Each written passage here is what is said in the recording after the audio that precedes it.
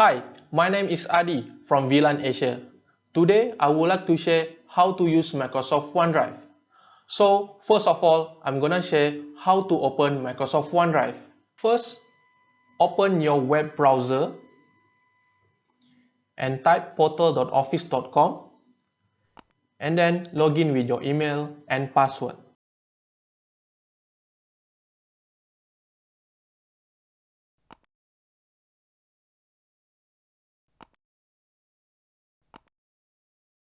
Once you log in O365 portal, from the left panel, choose blue icon to open Microsoft OneDrive.